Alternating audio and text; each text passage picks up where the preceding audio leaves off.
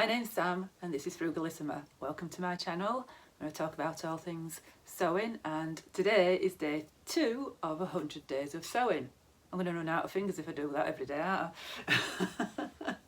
So yesterday I spoke about how to get a machine for either free or as cheaply as possible, and today I want to cover other equipment that I think is necessary in order for you to start sewing. So I broke it down into 10 things that I think you need to start sewing.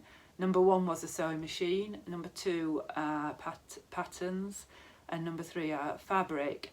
So I'm going to cover the other 7 items that I think that you really need before you are going to start sewing. So I will cover patterns and fabric in future videos. I'll make a separate one on those, but the other little bits of equipment, I just want to make people realise that it's not as an expensive hobby as you can perceive it to be. So number 1, scissors. You're going to need some scissors. You don't need a rotary cutter. I've got one, but you need a mat if you have a rotary cutter. And whilst I absolutely love the rotary cutter and mat, and I very rarely use my scissors now to cut out fabric, I do use scissors for many other tasks. So I'm not going to say that rotary cutter and mat are essential, because the mat in itself, if you get a big one, can cost you upwards of about £70. A pair of scissors will do you just fine if you're just starting. And you don't need the ginger or ginger ones. I don't really know how you're supposed to pronounce it. I call them ginger. I've got some. They're not the best in the world, to be quite honest. But they were imported back from America for me as a gift. They are great, but I had a pair of IKEA scissors for years and years, and they were absolutely fine and dandy for me. £5 from IKEA. Not every country has an IKEA, I don't believe, although I think they are in the States now.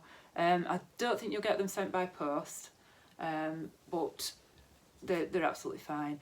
The only thing, I mean, a lot of equipment that you can use in sewing, you will already have somewhere around about home. I do not recommend getting your scissors out of the cutlery drawer that you've been chopping up bacon or chicken or whatever you use for your scissors. Don't use those on your fabric. It will ruin your fabric. And any blunt scissors that you've been using for the kids' crafting, don't use those neither.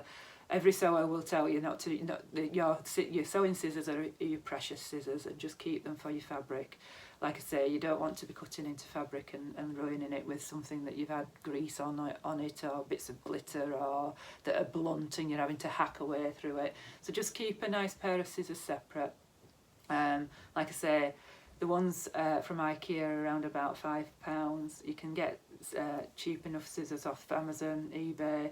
A lot of these things you can get off Amazon and eBay. I'm not a massive fan of Amazon. I do try and prefer to use my local shops, but it's a question of what's available and what's easily available for people. It's, you know, and there is a markup. If you're buying from a shop, they're bound to be more expensive. So it depends on what your principles are and how you want to get it. I'm not saying I never buy off Amazon, of course I do. I just prefer it if I can pick things up from local shops. IKEA is obviously not a local shop. So after your scissors, if you can get hold of some pinking shears, that would be absolutely wonderful. But again, not necessary. These are in the scissors category. I inherited a pair of pinking shears from my mum-in-law. Still got them in the drawer. Still use them occasionally.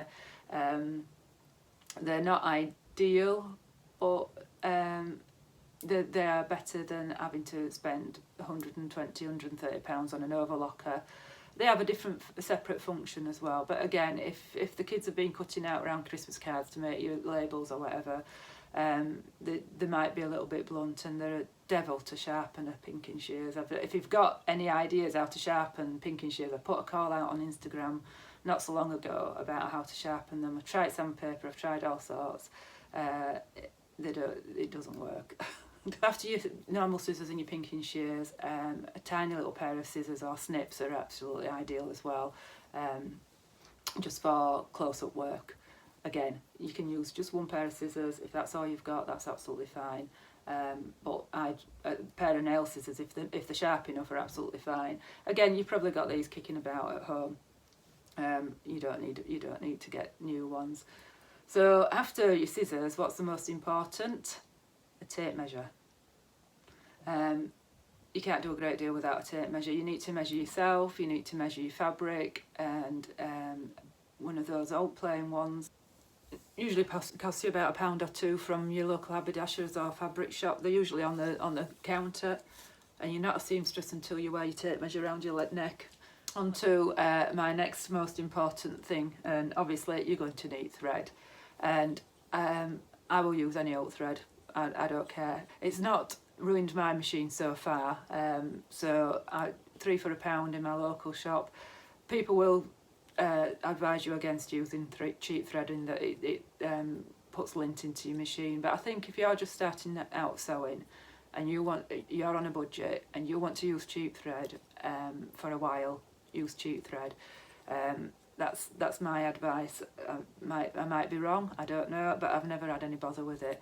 On the other side of that, I do use Gutermann, and I've just ordered this online, and that's 1,000 metres for about £8. It's usually £1.79 in the shops. So if I were going to get 10 of these, that would be £11.70, and I think this was about £8.80. So your common colours. For me, that's white and navy, or well, as you can see, I wear a lot of blue. Common colours. If you can get as much as you possibly can, and you can afford it, then go for your bigger ones. But generally your normal colours. I just get 1,000 metres. There's very rare I've used 2 lots of thread in one project, unless I'm making a big coat. So on to what else you can't do without, and that is a marking tool. You're going to need a marking tool. Yes, you can do tailor's tacks, in which case you probably don't need a marking tool, but they come in handy.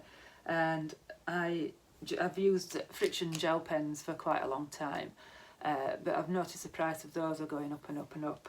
I just picked these up, what they're called, a razor ball, in my local pound shop. Oh, it wasn't a pound shop because they're £1.49 for 3, but 50p each these turned out at. They only come in darker colours. Obviously, if you're sewing a dark coloured fabric, then you're going to want something light coloured, and obviously tailor's chalk would be the best bet for that one. I've had the same bit of tailor's chalk for years and years and years. I have no idea how manufacturers of tailor's chalk make any money.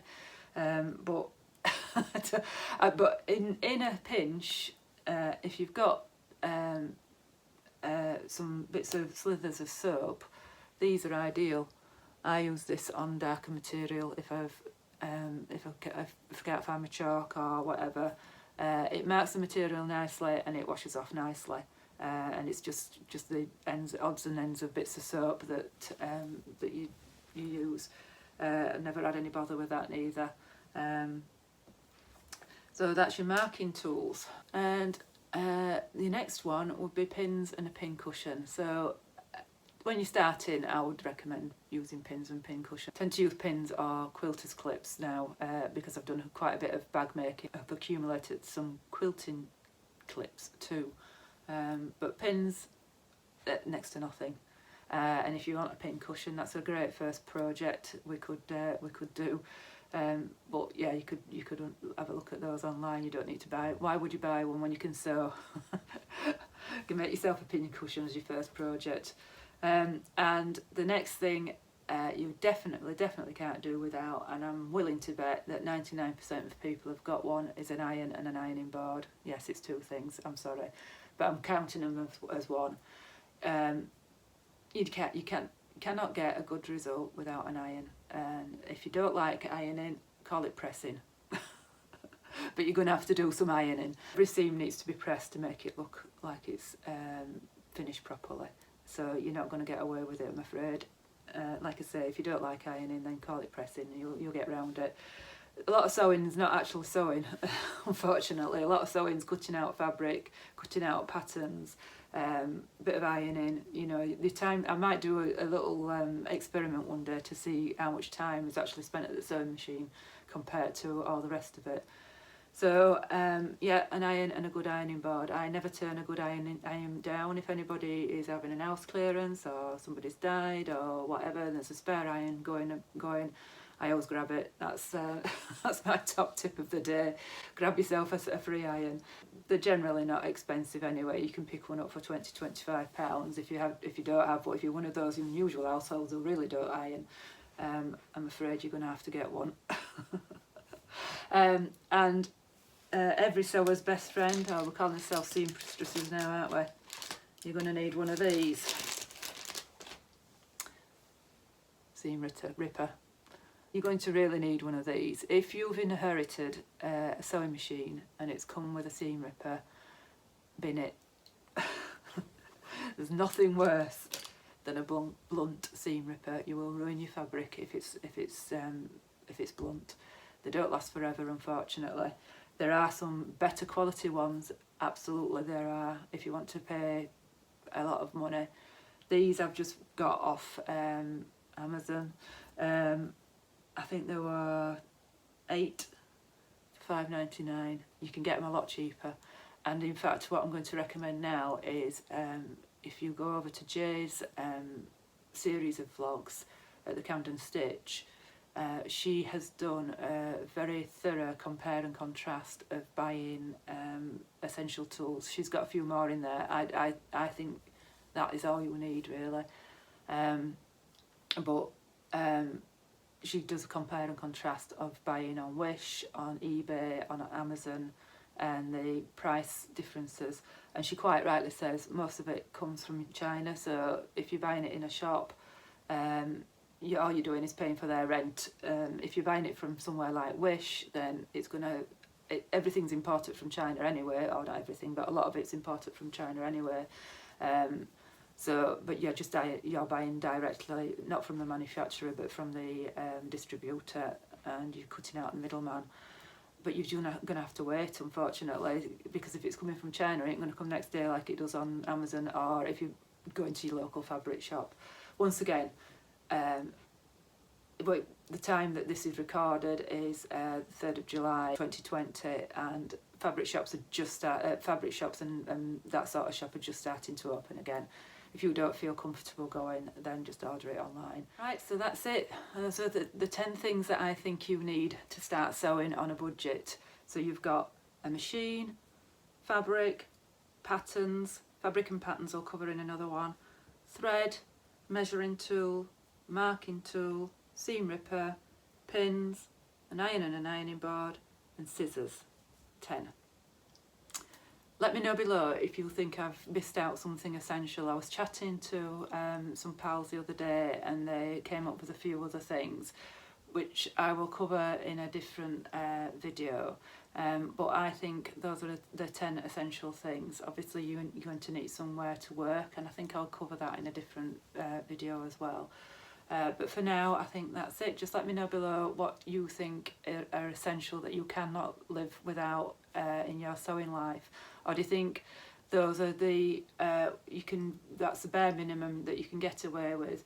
I'm going to add it all up and just put at the end of the video how much I think, apart from a sewing machine, which I've covered in a different one, because obviously that's going to be a variable amount, of how much I think you're going to need to be able to get started. That's excluding fabric, machine and patterns.